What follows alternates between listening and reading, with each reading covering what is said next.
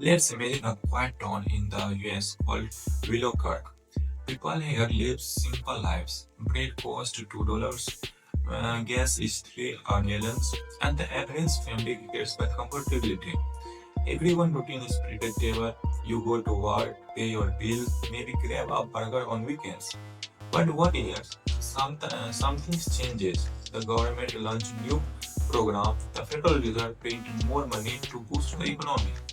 Suddenly, there are a lot more than cash in the people's hands.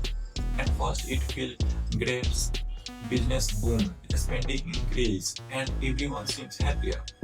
But the grocery store rise price. A loaf of bread that cost $2 last month now costs $3. Gas goes for $3 a gallon to 4, even 5. People start wondering why does everything cost change? That's inflation, the rise in the price over time that makes every dollar worth a little less. When inflation happens, your money loses its buying power. What $10 would buy last year might need $12 this year. It's like sand slipping through your forefinger. You still have it, but it does not go as far. So, how much inflation is normal? Economists say around 2% per year is healthy. That means price rise a little, wage also rise too, and the economy growth is stable. But when inflation jumps to 6%, right, or 8%, or even double digit, people struggle. Salaries don't rise as fast, and the basic things like food, gas, and rent start to feel heavier on the wallet. Now you might ask, what actually causes inflation? There is not one a single answer. It's a mix of factors. Let's break it down. So first is something called pull inflation. This happens when there is too much money chasing too few goods.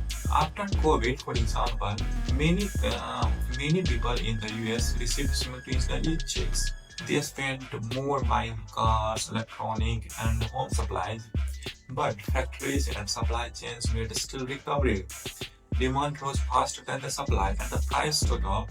Then comes to the cost push inflation. This happens when the cost of producing things goes up, like when a fuel price rises, or companies have to pay more to make their product. So they rise price to stay profitability.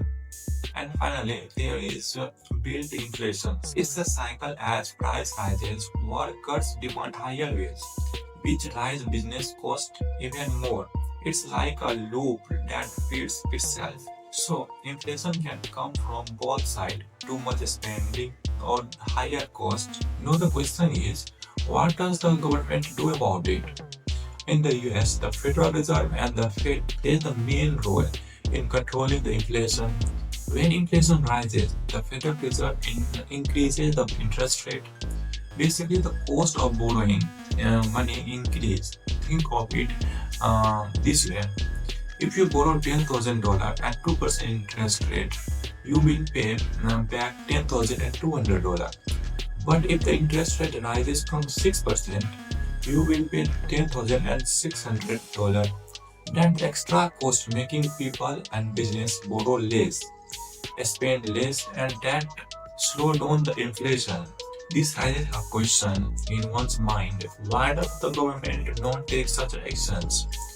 The answer is simple. This comes at a cost. Higher interest rate also means a higher credit card bills, rise of mortgage, and slow job growth. It's a delicate balance. Cool the economy too fast and rise the risk of recession. Let's it burn too hot and price spiral out of control. That's why inflation is one of the toughest problems any government faced. It's about the finding balance between growth and stability. Inflation is not just about numbers or charts. It's about the real problem. When the price rises, the first things that feels the pressure is your monthly budgets, grocery, rent, car payments, everything is stripped. Your paycheck, your dinner.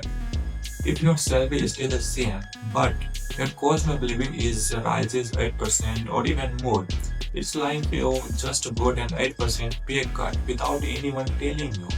And that bearing us to the next part of this video, how inflation affects jobs, companies, and global economy, and why even a small town in America feels the shockwave of global events.